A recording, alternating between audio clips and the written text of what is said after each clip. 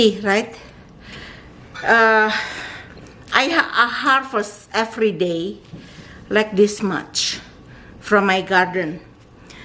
Yeah, I picked something not really super ripe because I kind of like racing with slug. You know, like this one. You can see some holes. Well, the slugs.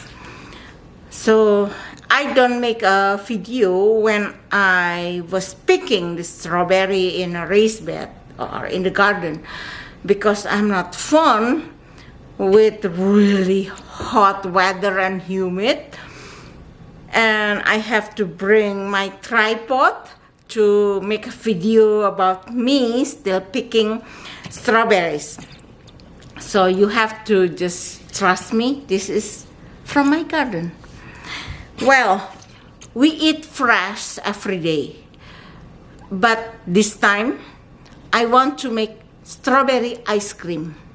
So let's go to the kitchen. We make the easy American style strawberry ice cream. It means no eggs, no egg custard, okay? Let's go.